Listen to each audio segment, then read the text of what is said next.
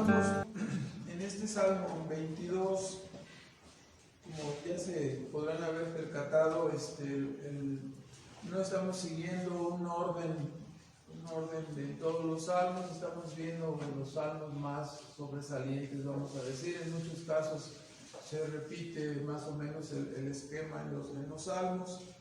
Así que vamos a fijarnos en este Salmo 22. Es un salmo que fue escrito por el rey David cuando él se vio fuertemente rebasado, ¿no?, por las circunstancias, se sintió fuertemente presionado, quizás acosado por sus enemigos. La casa de Saúl eran sus enemigos, que pensaban que el reino les correspondía a ellos y no a David. Traicionado por los de su casa, yo supongo que Absalón no estaba solo, no había más personas que le acompañaban en el mismo sentir. Agobiado por la carga del reino, convicto de su propia pecaminosidad y seguramente con una cantidad no poca pesando sobre su mente y sobre su corazón de lo que ahora conocemos como angustia o estrés, ¿verdad? Entonces, estas eran las circunstancias en las cuales Dios le condujo, ¿no? Siempre el gobierno providencial de Dios. Así llegó a estar David en la condición idónea para ser usado como instrumento de la revelación. Es decir, fue llevado a esa circunstancia, a sentirse de esa manera, a tal grado, ¿no?, que con 1000 años de anticipación hizo en este salmo una asombrosa descripción de los sufrimientos, la muerte y la resurrección de nuestro Señor, de nuestro Salvador, Cristo Jesús. Como dice en 2 de Samuel 23, en el versículo 2, el Espíritu de Jehová, dijo David, el Espíritu de Jehová ha hablado por mí y sus palabras, dice, han sido en mi lengua. Ni duda cabe, ¿verdad? ¿Sí? Por sus continuas citas, hermanos, este Salmo 22 es conocido o llamado como el Salmo de la Cruz, ¿verdad? Así es llamado o conocido en los comentaristas, y podemos decir desde el mero principio, no solamente un cerebro en desequilibrio concluiría que las coincidencias entre el Salmo 22, escrito 1000 años antes de Cristo, y los acontecimientos ocurridos en el Gólgota hace 2000 años serían meras semejanzas o meras coincidencias, obra de la casualidad, ¿verdad? Nadie pudiera llegar a concluir estas cosas, o nadie debería llegar a concluir que esto es algo solamente que se encontró, ¿no? O sea, la aguja en el pajar. Esto no es así, por supuesto, ¿no?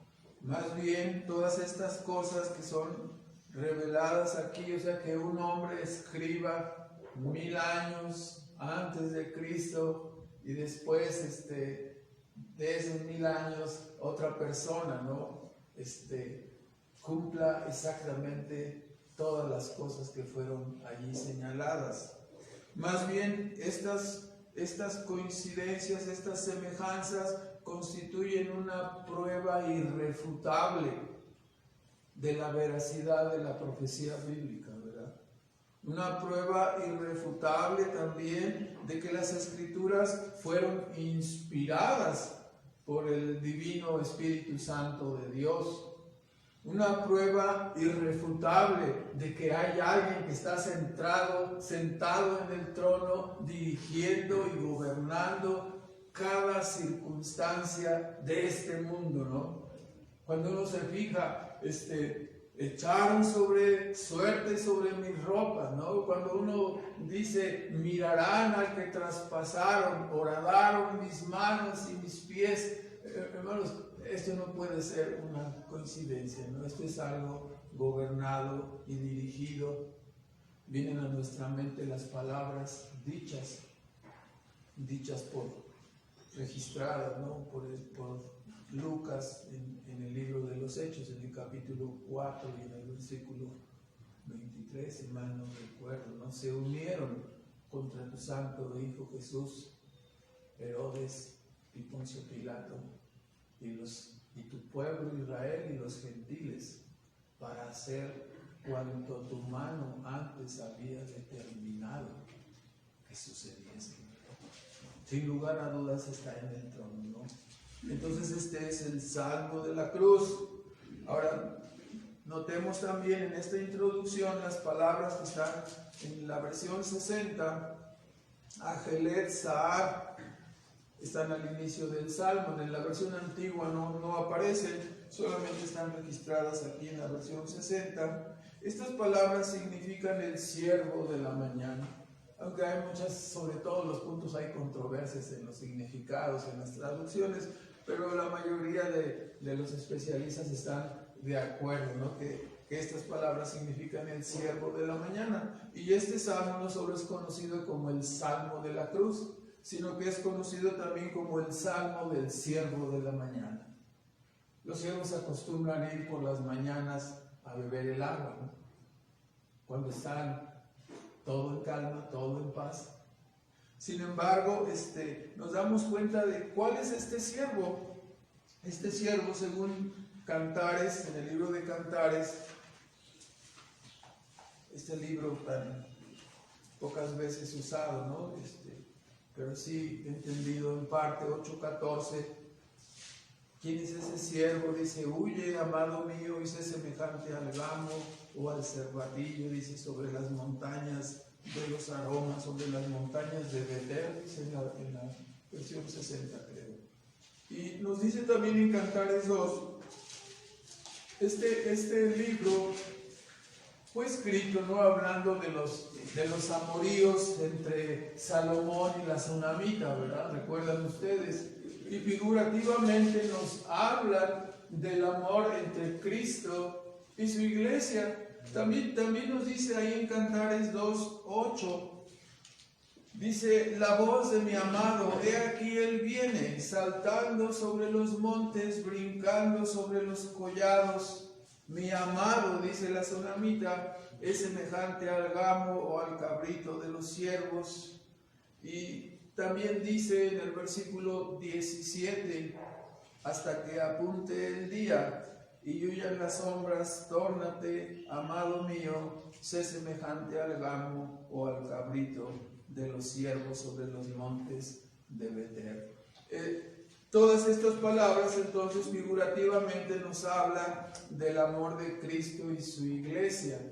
Cuando esas palabras aparecen al inicio del Salmo, nos están indicando que está hablando específicamente de Cristo, ¿no? Él es el siervo, ¿sí? Y específicamente todo el Salmo cabe exactamente en la persona y en la obra de Cristo. Entonces podemos decirlo, ¿no? El Salmo se refiere a este siervo de la mañana que figurativamente rondaba cerca del templo, dicen los comentaristas, ¿no?, alrededor en los pastos en el Antiguo Testamento, ¿no? Recordamos las palabras de los profetas diciendo, aquel cuyas salidas son desde el principio, ¿verdad?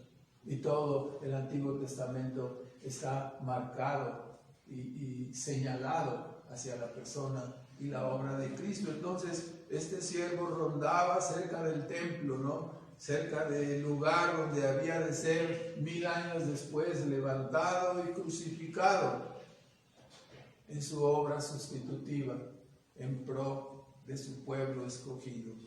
Ahora, como sabemos, este siervo, algunas de las expresiones que están aquí en el Salmo 22 son señaladas precisamente porque los siervos son perseguidos por animales depredadores, vamos a decirlo así, que están detrás de ellos, ¿no? Y algunas de las expresiones que aparecen aquí se refieren a ello, y nos damos cuenta, ¿no?, que este siervo de la mañana fue perseguido desde su encarnación, ¿no? Desde el momento que él nació, Herodes trató de matarlo. Cuando nosotros vemos toda su historia, vemos que se añade a esta persecución el odio de los hombres, la tentación de Satanás. inmediatamente después de su primer discurso en la sinagoga de Nazaret, ¿sí? Fue empujado, impulsado hacia la cima de la montaña para ser despeñado, ¿no? Pero dice que, sin embargo, que se fue por el medio de ellos, escapó de sus manos. Durante todo su ministerio, ¿no? Las expresiones que habla este Salmo 22, siempre hubo toros, perros, leones, todos sus enemigos que deseaban y procuraban su muerte, ¿no? Así se refiere a sus enemigos, trátese de escribas, fariseos, Herodes, Pilatos, judíos, gentiles y el propio Satanás y sus ángeles. Todos estos son los fuertes toros, los perros, los animales. ¿Sí? La Biblia señala a Satanás como el león rugiente, ¿verdad? Buscando a quien devorar. Entonces, así fue su vida como un siervo perseguido, acechado, hasta que completó su obra en la cruz del Calvario. Hablando en la misma introducción, para concluir esta parte, hay una tradición antigua recordada por un señor que se llamaba Ludolfo de Sajonia en el siglo XIII y que fue citada por otra persona en el comentario de este Salmo 22. Y la tradición dice que cuando Jesucristo estuvo colgado en la cruz, comenzó a recitar el Salmo 22 de memoria, repitiéndolo, y concluyó su disertación hasta el Salmo 31 en el versículo 4, cuando dice que entregó el Espíritu. Es una tradición, lo único que sí podemos saber con certeza, puesto que hay unas citas separadas, ¿no? en todo su momento en la cruz. Lo que sí podemos decir es que las palabras desgarradoras en realidad son un grito, ¿sí? La expresión es un grito de angustia. Dios mío, ¿por qué me has desesperado? Me has desamparado. Son como un sello, ¿no? Donde Jesús se apropia de todo el contenido de este Salmo 22, ¿no? Cuando lo miramos en la persona y en la obra de Cristo, este Salmo se abre, ¿verdad? Y es maravilloso contemplarlo. Podemos ver entonces, miremos este Salmo de la cruz, miremos la historia del siervo de la mañana, quitemos el calzado de nuestros pies y miremos con reverencia y con asombro la expresión más sublime del carácter de Dios ahí en la cruz del Calvario, ¿no? El pasaje puede dividirse en dos grandes párrafos,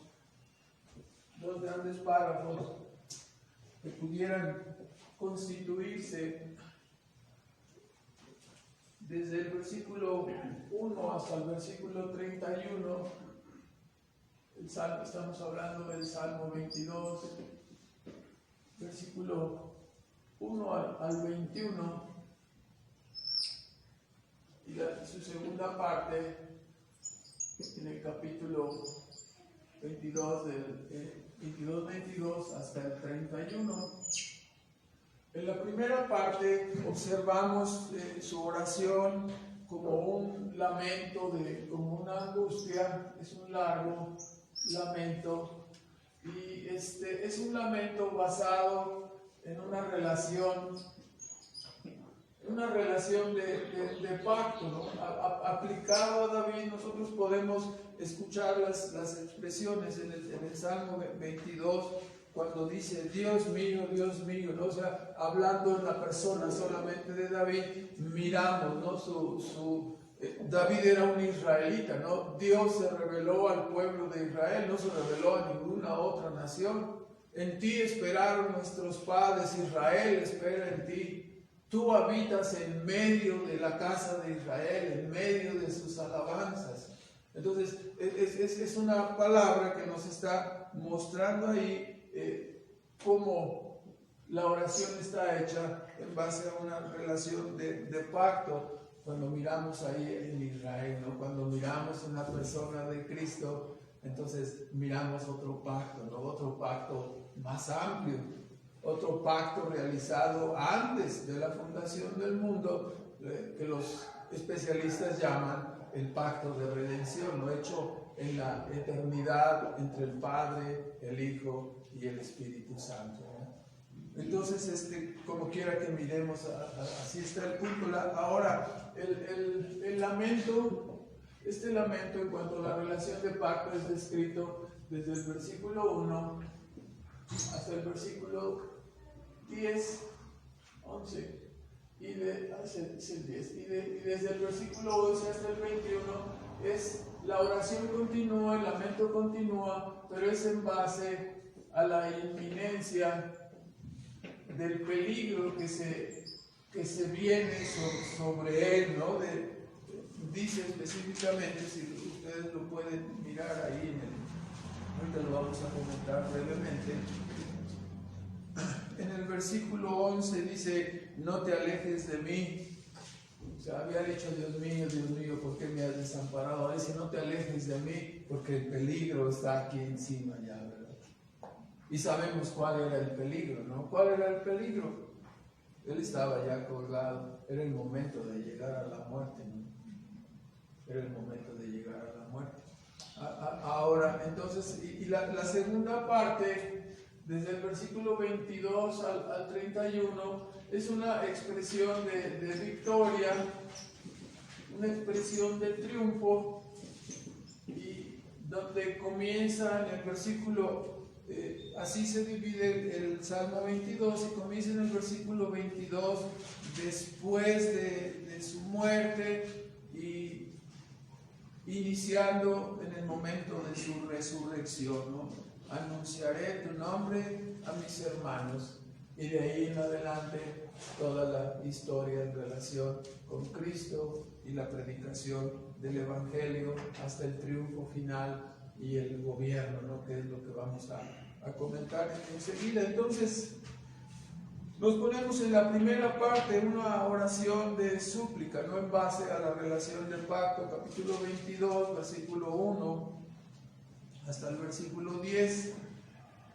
Y como ya mencionábamos, David era un descendiente de Israel, pertenecía al pueblo de Dios, al cual el eterno Dios se había revelado, ¿sí? Y las expresiones que estaba ya mencionando en el versículo 3, es una oración muy profunda, un grito muy profundo: me has desamparado, clamo de día y clamo de noche y no me respondes. Pero esto no es culpa tuya, no dice, tú eres santo, tú habitas en medio de las alabanzas. O sea, no te estoy inculpando.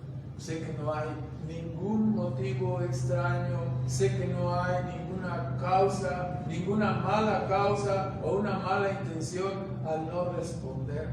Cuando nosotros estamos haciendo un ruego y hacemos una oración, pueden pasar muchos días, quizás años. Quizás salgamos de este mundo y las oraciones sean respondidas después.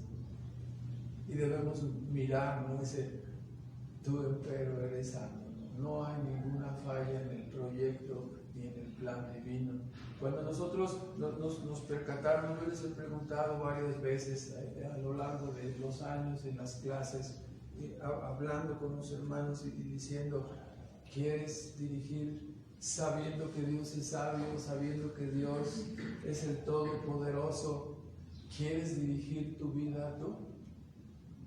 ¿Quieres hacer tú mismo lo que a ti se te antoje?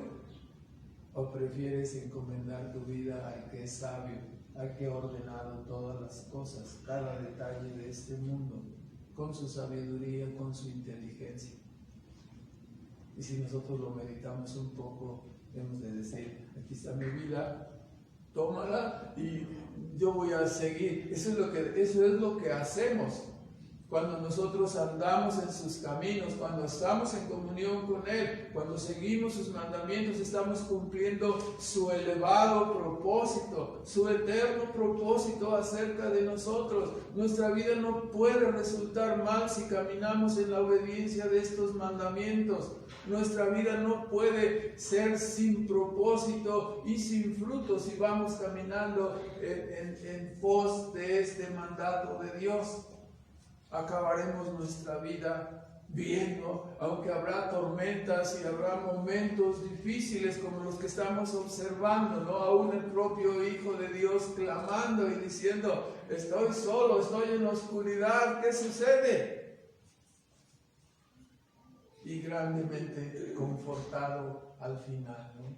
Así será la vida de cada creyente. Entonces, sus expresiones, ¿no? Habitas en medio de las alabanzas de Israel, te has manifestado a nuestros padres, a los patriarcas, ellos esperaron en ti. Abraham era un hombre estéril junto con su mujer, pero a los 100 años, cuando nadie podía pensar de ellos algo, llegó el hijo de la promesa. Tú mismo libraste a tu pueblo de la esclavitud en Egipto. Nadie más, tu brazo fuerte levantado con plagas, sacaste a tu pueblo, no lo sostuviste en medio del desierto.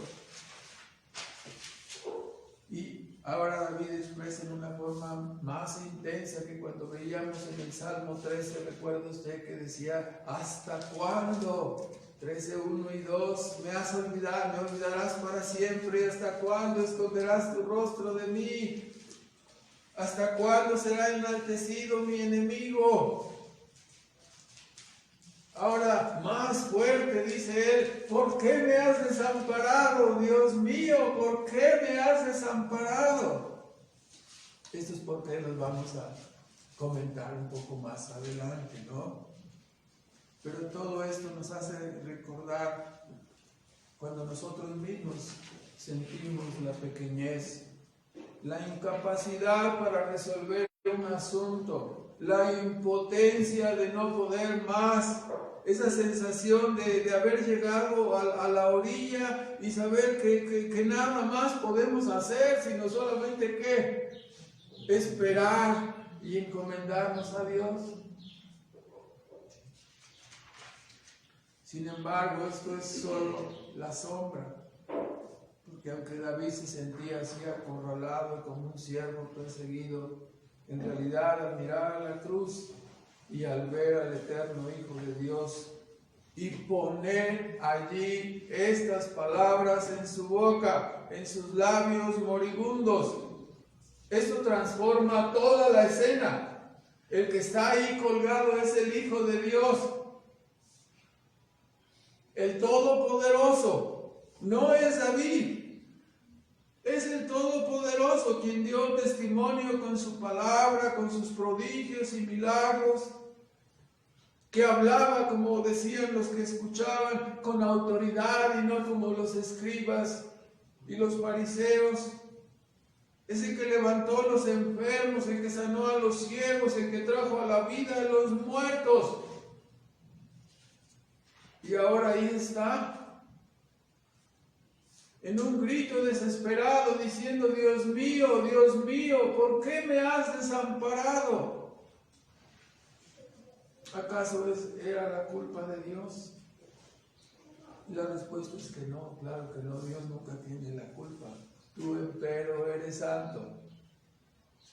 Versículos 9 y 10, pudieran reírse todos, pudieran acusarme todos, yo aquí estoy despreciado. Sin embargo, escucho las palabras de los que me rodean. Remitióse a Jehová, versículo 8, líbrelo él, sálvele, pues en él se complacía. Ellos piensan que estoy solo, pero inmediatamente los ojos de la fe, ¿no? El autor y consumador de la fe dice: pero tú eres mi Dios, tú me cuidaste, versículo 9, tú me sacaste del vientre, desde que yo era solamente una célula, un embrión. en el vientre de mi madre, en el momento en que yo era más indefenso, más vulnerable en el seno de mi madre, aún ahí tú me cuidaste, aún ahí tú eres mi Dios. Si juntamos el Salmo 139, aún ahí, ¿sí? Bien que en entretejido fui formado, tú pusiste todas las partes de mi cuerpo, todas las partes de mi vida.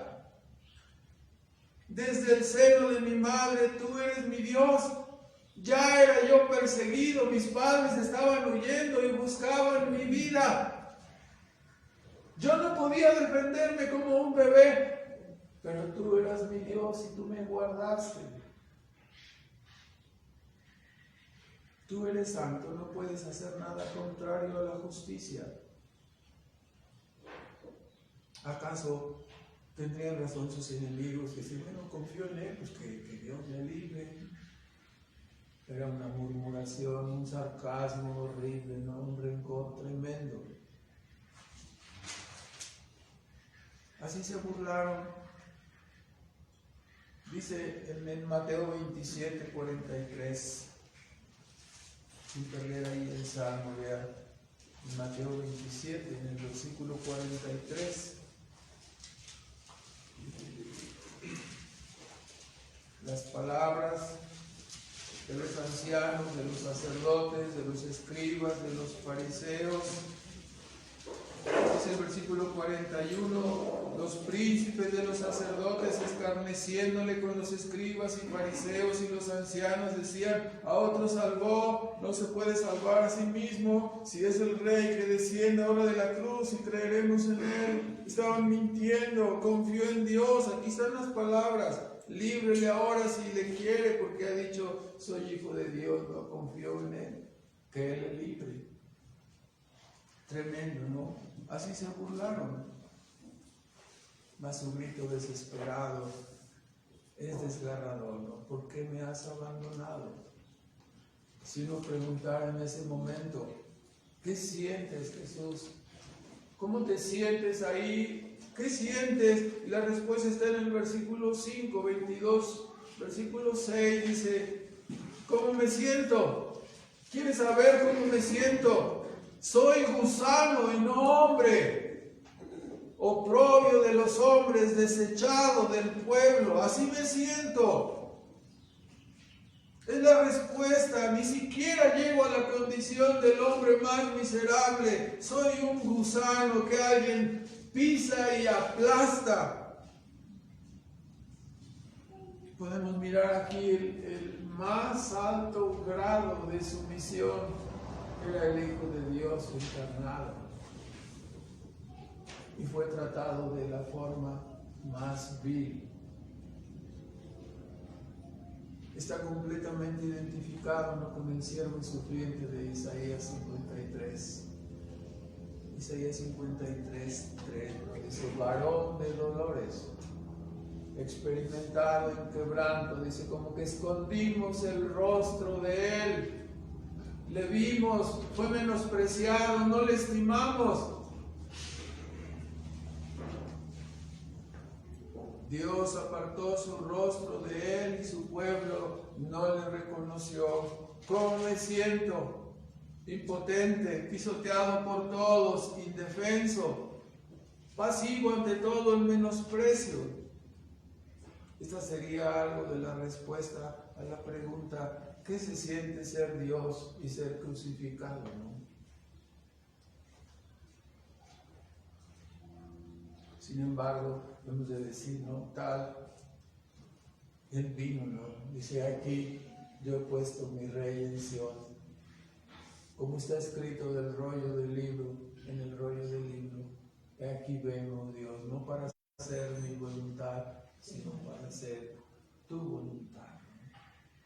Y nosotros sabemos, cuando nosotros nos fijamos en estas palabras, ¿no?, el diablo se abalanzó sobre él, viendo su debilidad, su naturaleza humana, ¿no?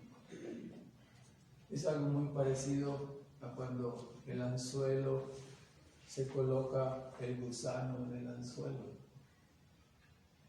y viene el tiburón, viene el pez a morder. Como una carnada, así se abalanzó Satanás sobre él, la serpiente antigua. Mas fue enganchado, ¿no? Porque él pensó en destruir al hombre y pensó que había vencido, ¿no? Pero como sabemos, la serpiente antigua mordería ese anzuelo para vencer, mas acabaría vencido. Como más adelante comentaremos, toda su mandíbula, todos sus dientes fueron destruidos, ¿no? Porque mientras mordía y destruía la naturaleza humana de nuestro Salvador, sus dientes y sus mandíbulas se quebraron y su fuerza fue destruida cuando su mordida llegó hasta la naturaleza divina, ¿verdad? Tuvo que aprender de esta manera, que no podía ser igual a Dios, ¿no? Una victoria ahí en la cruz del Calvario. Cuando nosotros cuestionamos y decimos, ¿por qué pasaron todas estas cosas así? El diablo llegó a pensar que él podía ser como Dios, como los hombres, hasta que enfrentó esta pelea y su mandíbula rota y sus dientes destruidos, ¿no? Con la derrota que le infligió el Señor en la cruz del Calvario, ¿no? Ahora, si usted ve, estamos comentando todas las cosas, vamos lentamente, pero ve en la segunda parte. Ahora el lamento continuo, es un lamento largo ante el peligro, ¿no? El argumento es la sensación del peligro inminente. No te alejes de mí porque la angustia está cerca. Aquí están los toros, ¿no? Aquí están los enemigos. Abrieron su boca contra mí como león rugiente. Su condición no señalada, así me siento, ¿no? Estoy solo, no hay quien me ayude. Versículo 12 y 13, ¿no? Sus enemigos, los fuertes toros de Basán, el león rugiente en el versículo 13, en el versículo 16, perros me han rodeado, cuadrilla de malignos están alrededor de mí, no hay manera de escapar. Esto es como el ciervo tratando de escapar y toda la jauría alrededor de él, ¿no? Todos los cazadores apuntándole y todos encima de él, ¿no? Después de kilómetros de recorrido, deshidratado, sin fuerzas y rodeado de todos esos enemigos más fuertes de él, ¿no? No hay quien me ayude. La presa está rodeada por los perros, no hay manera de escapar. La visión que da Jesús de sí mismo en el versículo 4, estaba mirando alrededor a sus enemigos, fuertes toros de Basán, el león rugiente, me miran, menean la cabeza, ahora voltea hacia sí mismo y se mira a él, se mira su propia condición. Imagínense ahí, ¿no? Crucificado, con todo deshidratado, dice, me miro, ¿no? Me he escurrido como aguas, todos mis huesos se descoyuntaron, o sea, todo el proceso de ser empujado por su propio peso, ¿no? Que hacía que todo su cuerpo ya deshidratado, el desangramiento y todo el esfuerzo que le costaba aún respirar. Algunos comentaristas dicen que cuando esto sucede, los huesos salen, y por eso dice, contar puedo todos mis huesos. Todos se transparentaban, su piel pegada completamente a sus huesos, ¿no? Sin perder ahí, vean 2 de Samuel 14. 2 de Samuel 14, cuando aquella mujer cómplice de Joab, ¿se acuerda? Cuando quería traer Joab a Absalón y después vino todo aquel complot. Pero en este momento vamos a usar esta parte para ver cómo en los comentarios que Joab le dio a esta mujer para hacer que David trajera a su propio hijo Absalón. En el versículo 14 nos da una definición de lo que es la muerte, ¿no? Y nos dice en su primera parte, porque de cierto, dijo la mujer, morimos, somos como aguas derramadas por la tierra, ¿no? ¿Cómo te sientes? Sí. Me siento como escurrido como aguas y todos mis huesos se descoyuntaron. O sea, estoy probando la muerte, me estoy muriendo, ¿no? Eso es lo que está diciendo. Mi corazón fue como cera, se deshizo en medio de mis entrañas, se secó como un tiesto mi vigor, mi lengua se pegó a mi paladar. Me has puesto en el polvo de la muerte, ¿no? Toda la descripción. Una persona deshidratada, desangrándose lentamente por las heridas en todo su cuerpo, azotes, clavos.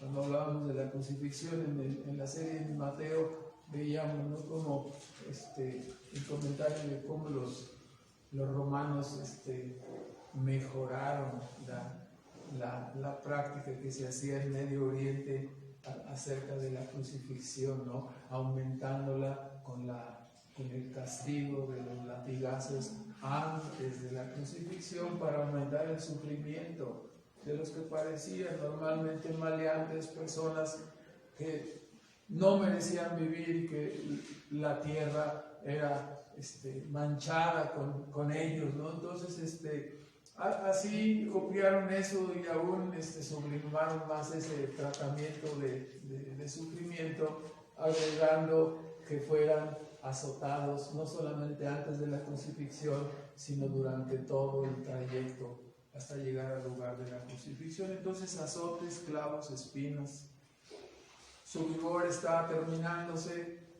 Obviamente, ahora con la tan de moda en este momento la hipoxia, ¿no?, que no había, ¿cómo se llama? El oxímetro, no había oxímetro, pero es obvio que la oxigenación estaba demasiado baja, ¿no? Es obvio que tenía gran dificultad para respirar. Clavado, desnudado. Horadaron mis manos, mis pies, contar todos mis huesos. Repartieron mis vestidos. Cuando hablábamos de este tema, muchos no hablan tan fuertemente en este aspecto, pero la realidad es que los crucificados eran desnudados en forma completa, ¿no?, avergonzados. No te alejes, tú eres mi esperanza. Que se vaya Pedro, que corran todos los demás, pero que tú te alejes de mí. Abandonado por Dios, tú eres mi fuerza, tú eres mi refugio. En el versículo 20, ¿no?, todos los comentaristas están de acuerdo, dice: libra de la espada mi alma y del poder del perro. Específicamente el perro aquí en este versículo es Satanás, ¿no?, el organizador de todo el complot. Sálvame de la boca del león, de ese león rugiente. Líbrame de los cuernos, ¿no?, de este enemigo poderoso. Y es algo que debemos fijarnos, ¿no?, que está en la cruz, ese que está en la voz. Y todos nosotros sabemos que Satanás fue derrotado en la cruz del Calvario. Pero no por eso nosotros hemos de ser descuidados, ¿no? No por eso, es un enemigo atado, pero no debemos descuidarnos. Su malignidad y ferocidad ha quedado expuesta en su malvada influencia, en este complot y en esta tragedia que estamos mirando en la cruz, ¿no? Satanás no tiene misericordia, ¿no? Así no tendrá misericordia ni de ti ni de nadie. Entonces es un enemigo amarrado, ¿sí? Me dicen, no, como es amarrado, entonces yo puedo vivir en una forma muy libre y descuidándome. Ten mucho cuidado, ¿no?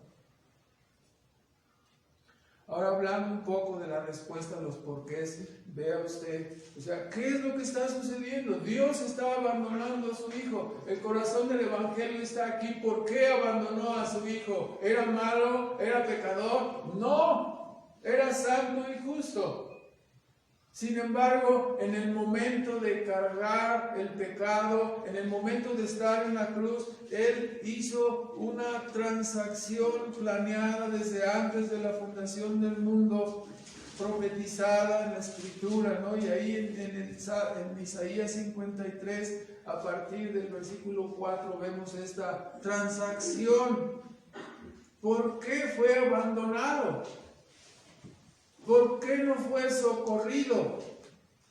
¿Por qué nos fijamos tanto en este asunto? Y hay que mirarlo con mucho cuidado, con mucho detenimiento. ¿Por qué razón? Dice en el versículo 4, porque ciertamente llevó Él nuestras enfermedades y sufrió nuestros dolores, y nosotros le tuvimos por azotado, por herido de Dios y abatido.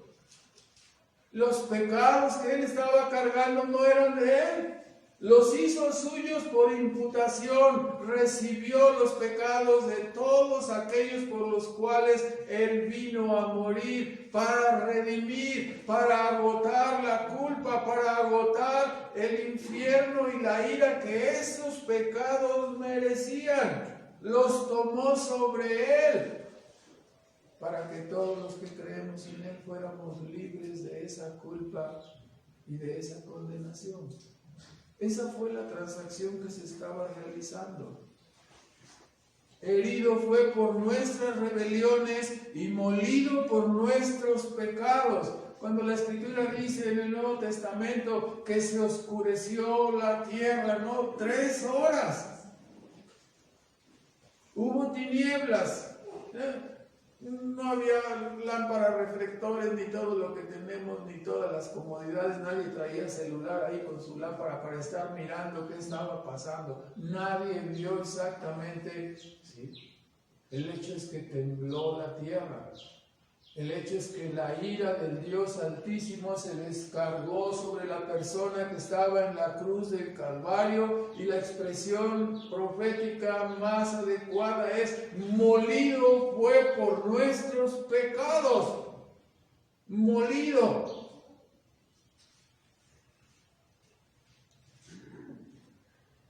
Por nuestras rebeliones. El gozo que tú sientes ahora al ser perdonado, la alegría y la esperanza de tenerla en tu alma, de poder ir al cielo y decir: voy a salir de este mundo y voy a ir al cielo. Ahora mismo tengo alegría y gozo porque soy perdonado. Y ese perdón y esa satisfacción y ese contentamiento solo proceden de un lugar, de esa transacción que se hizo ahí en la cruz del Calvario. Porque todos nosotros nos descarriamos, dice Isaías, versículo 6, cada cual se apartó de su camino, mas Jehová cargó en él el pecado de todos nosotros.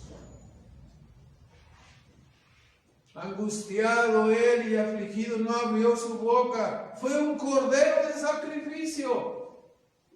Todas las figuras del Antiguo Testamento de la persona infractora que llevaba su animalito para ser degollado son cumplidas ahí en la cruz.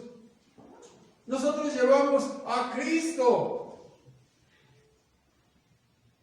molido por nuestros pecados, por nuestras transgresiones. La paz que tenemos ahora se debe a la obra de Él en la cruz del Calvario. Es el corazón del Evangelio lo que estamos viendo aquí.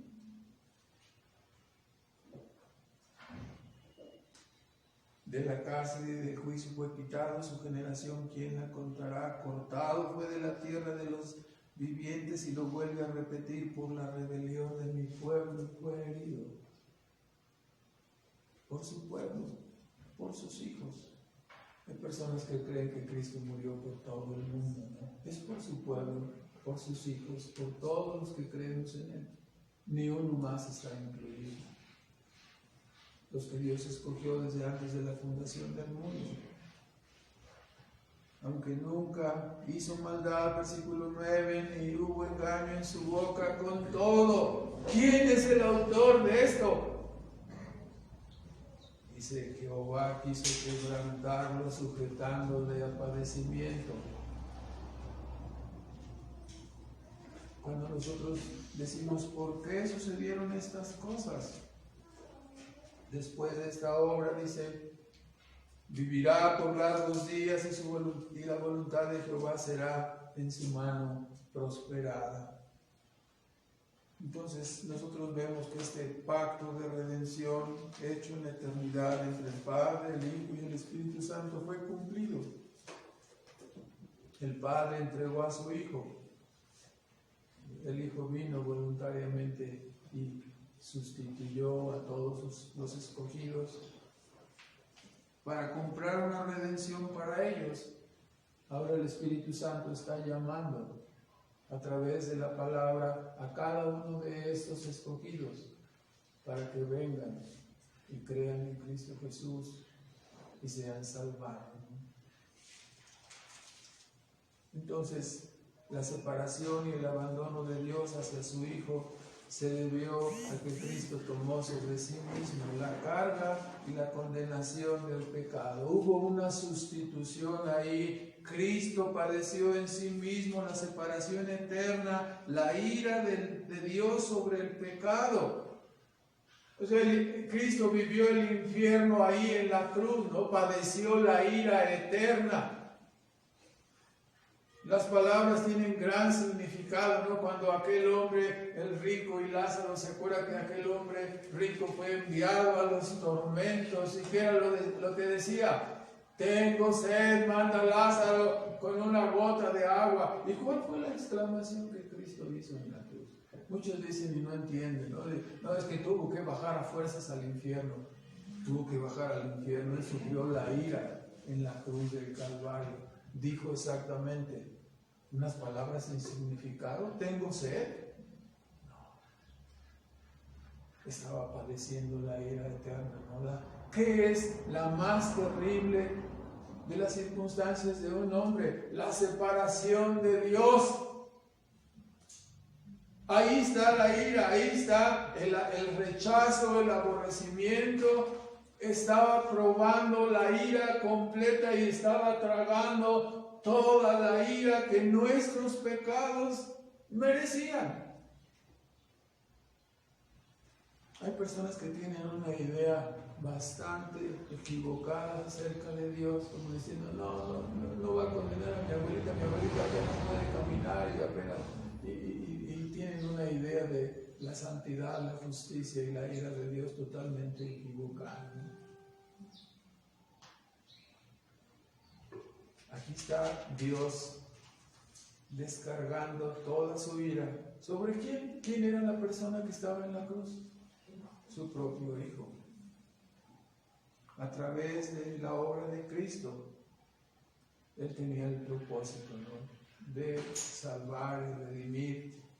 Y así, de esta manera, lo que estaba manifestándose en la cruz, muchas cosas, ¿no? Pero si lo podemos centrar en dos cosas específicas: a través de la obra de Cristo, su muerte y su resurrección, allí se manifiesta el amor infinito de Dios en la redención de los pecadores. Más de la misma manera, los terrores del infierno son anunciados y manifestados en esa misma cruz. La justicia, la santidad y la ira eterna de Dios son manifestados allí mismo. Ponen al descubierto lo que padecerán todos aquellos que continúan su vida de rebeldía, su vida de desobediencia a la santa ley de Dios. Ese será su fin, ese será su castigo eterno, para siempre. Gritarán eternamente: ¿dónde está Dios? ¿Por qué me has desamparado? Padecerán y dirán: ¿por qué no hice caso? ¿Por qué no escuché el llamado del Evangelio? no le adoraron, no le reconocieron y prefirieron rendirse a la idolatría de sí mismos, a la idolatría peor aún, ¿no?, de animales, de cuadrúpedos, de imágenes sordas y mudas que nada pueden hacer por ellos. Y menospreciaron al que sustenta su alma. Será terrible. Muchas personas, no, Dios no va a ser capaz Dios es muy bueno. Ya está mirando, no está mirando correctamente la cruz. La cruz irradia amor, bondad, gracia infinitas. Pero también irradia ¿qué? Santidad, justicia e ira infinitas. Hay que mirarla completa, no hay que mirar todo el resplandor, no solamente una parte.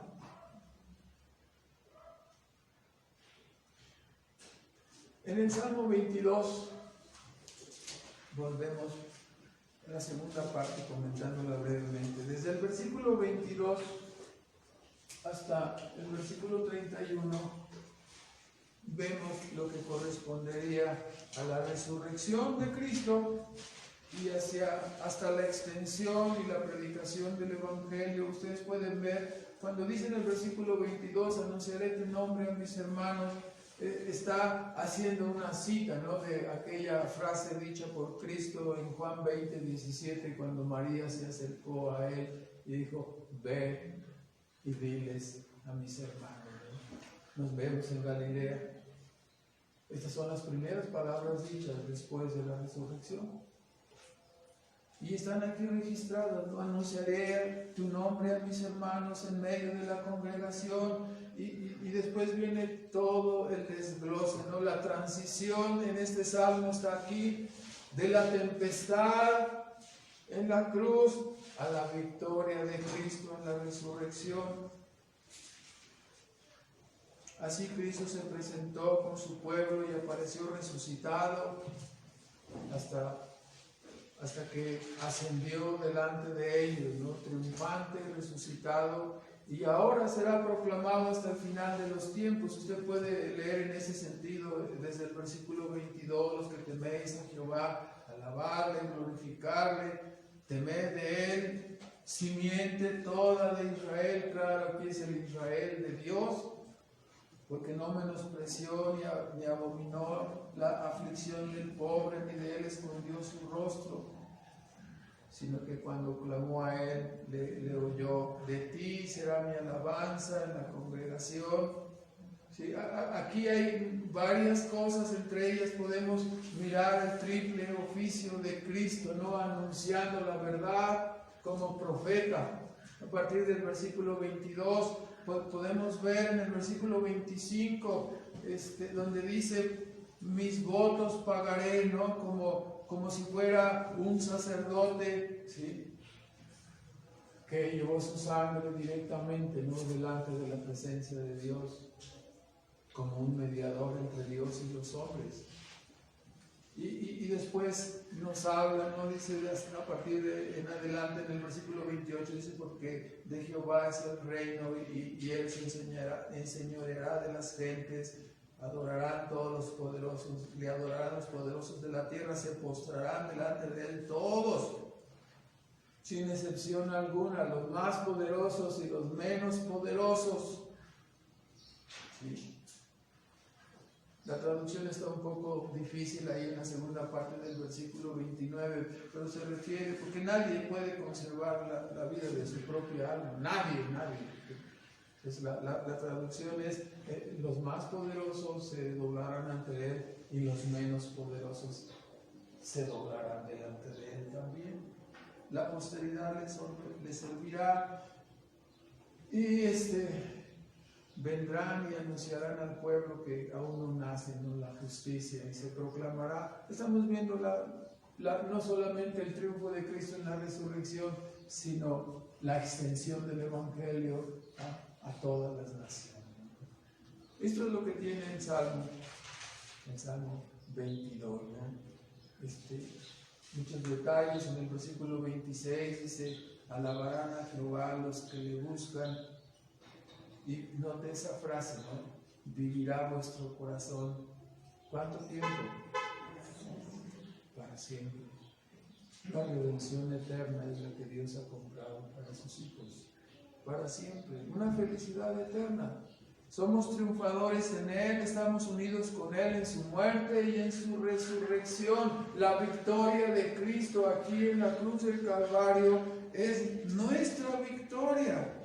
Y su victoria significa el triunfo de su evangelio, su exaltación como Rey, ¿sí?, eternamente y para siempre, ¿no? El establecimiento y la extensión de su reino están asegurados. Entonces, cuando escuchamos estas cosas debemos entenderlo, ¿no? ¿Qué le corresponde a su iglesia? Ir y predicar el evangelio. Vayamos entonces y prediquemos el evangelio, ¿no? A nuestras amistades, a nuestros amigos, a nuestros parientes.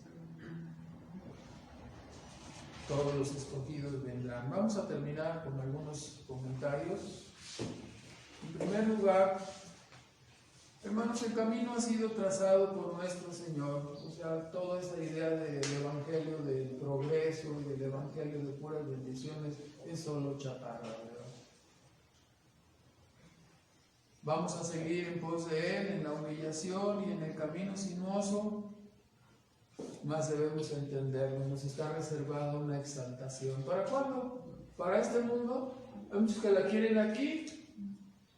Hay que esperar, la exaltación es para más adelante. Aquí estamos identificados con Cristo en sus sufrimientos, en sus padecimientos. Entonces, no nos sorprenda, ¿no? A veces las palabras dicen, no, hermano, ¿de dónde está sacando los versículos el hermano? Si yo había entendido que puro gozo y triunfos. ¿No? Es necesario que tengáis aflicción. Y la Escritura nos dice, no os sorprendáis cuando el fuego de la prueba llega sobre vosotros. ¿Por qué te sorprendes? Dice Santiago. ¿Por qué te sorprendes? Dice el apóstol Pedro. No te sorprendas. Esa es la realidad. Vivimos en un mundo caído. Aquí no es el cielo. Este es un mundo caído. Este mundo va a ser destruido. Nuestra esperanza está en la vida venidera. Andamos por fe, no por vista. La exaltación está para más adelante, hermano. Así que si tenemos una pesada carga de aflicción, de sufrimiento, de prueba, mire a la cruz del Calvario y mire el ejemplo de Cristo. Y siga adelante.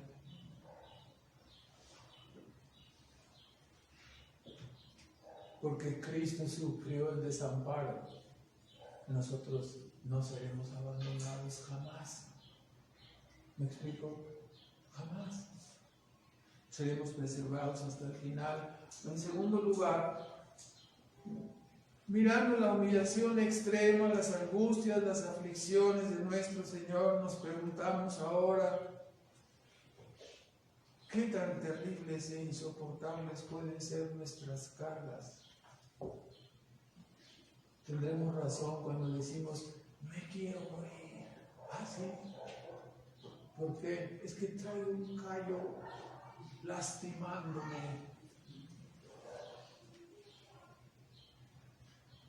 Hemos de señalar, además, que muchos de nuestros sufrimientos o aflicciones a veces no tienen que ver con nuestra identificación con Cristo, sino que en muchas ocasiones los sufrimientos y padecimientos que tenemos se deben a las consecuencias de nuestros errores son consecuencias de nuestros pecados. Pero de todas formas hemos de decirlo, en una forma preguntándolo. No es cierto que aún, ni que sea por errores nuestros, no es cierto que de todas maneras en todos nuestros padecimientos Él ha sido bueno y paciente con nosotros. Así es. En tercer lugar, nos inclinamos con temor y reverencia ante la demostración de amor dada por Cristo en su obediencia activa y pasiva. recordamos, ¿no?, nuestro tiempo como inconversos, cuán ciegos fuimos en no darnos cuenta de ese amor. Que esa ceguera no vuelva a nublarnos e impedirnos apreciar y agradecer profundamente la que es la expresión más alta y sublime jamás conocida por los hombres en la tierra de lo que es el amor de Dios. Ahí está en la cruz del Calvario. Y si no meditamos lo suficiente y si no miramos lo suficiente en esa cruz, no podemos entender lo que es la máxima expresión del amor de Dios. Allí está, en la cruz de Cristo. Tal como es manifestado su amor en la cruz, lo volvemos a repetir. Nadie debe dudar de la miseria y sufrimientos infinitos que aguardan a quienes viven en desobediencia y rebeldía al señorío y al reinado de Cristo. Es real. Mire la cruz. No importa su edad, joven, adulto, no importa tu edad, si sales de este mundo como no arrepentido, la desgracia eterna será tu destino. Tú serás el que estará gritando, tú serás el que estará padeciendo, tú eres el que sentirás eternamente la separación de aquel que te da la vida y que desde siempre te ha sostenido. Hermanos, el apóstol Pablo dijo: nos gloriamos en la cruz de Cristo. Allí contemplamos hermosura en visión, sabiduría de lo alto en la cruz del Calvario. Es la cruz de las explicaciones, es la cruz de las respuestas. Esa cruz es el púlpito desde donde el Dios eterno ha dado testimonio de la verdad a todas las naciones. Se ha manifestado a sus criaturas mostrándoles su propia gloria, mostrándoles el valor eterno de sus almas. Se ha manifestado como el Dios santo, justo, airado, que de ninguna manera tendrá por inocente al malvado. Se ha manifestado también como el Dios infinitamente lleno de amor y gracia para los pecadores que vengan a Él. ¿Dudaremos acaso de su amor, de su socorro? ¿Pensaremos acaso que somos incomprendidos? ¿O que el Señor no conoce nuestros dolores?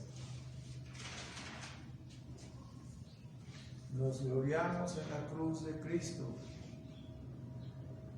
Allí se realizó una transacción inverosímil, ¿verdad? El justo por los injustos. Allí Dios compró nuestra redención, allí Dios se humilló, allí, como decía hace un rato, el diablo fue derrotado, el león rugiente masacró al segundo Adán, mas todos sus dientes y mandíbulas fueron quebrados al chocar contra la invencible divinidad del crucificado. Quiso ser como Dios y acabó derrotado, avergonzado y condenado. Así terminarán todos los que quieren ser como Dios. Pablo dijo en 1 Corintios 1:30 y 31, hablando del significado de la cruz de Cristo, dijo: Dios en Cristo nos ha dado santificación, redención. Cristo es la sabiduría de Dios. Entonces, hermanos, la expresión profética del Salmo 22 deja expuesta la terrible maldad, rebeldía y condenación que hay en el pecado. ¿En el pecado de quién? En el pecado personal. Al mismo tiempo expone el infinito amor de Dios, llamando irresistiblemente a los pecadores a encontrar el perdón y la reconciliación. Y terminamos diciendo que las así llamadas coincidencias del Salmo 22, escrito por David 1000 años antes de Cristo, más bien muestran el control soberano de Dios sobre su creación y sobre lo que llamamos nuestra historia. Toda ella tiene dirección y propósito, y esa dirección y propósito son cristocéntricos. Este mundo ha sido creado, los seres humanos, todo ha sido hecho y creado para el honor y para la gloria de Dios. Si tú no puedes mirar esto, ¿no?, a través de lo que hemos hablado, ¿sí?, desde lo que Dios habla, desde la cruz del Calvario, entonces no has entendido el propósito de la vida.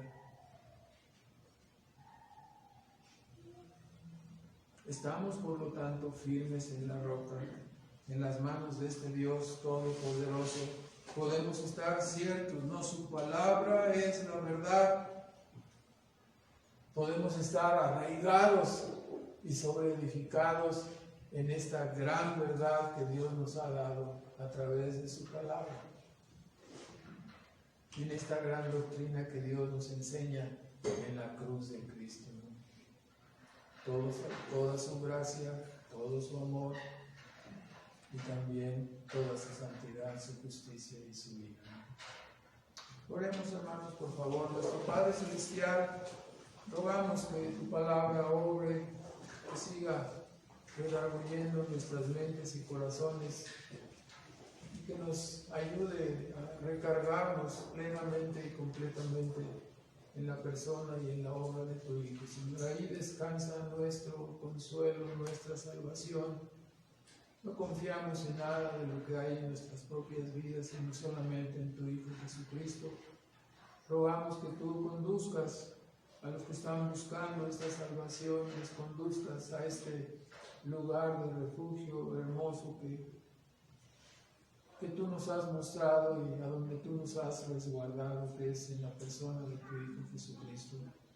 Te bendecimos por ello, Señor, y rogamos que tu Espíritu Santo siga obrando en nosotros para rendirnos en la obediencia y verdaderamente entregarnos en el servicio para la gloria de tu nombre, Señor.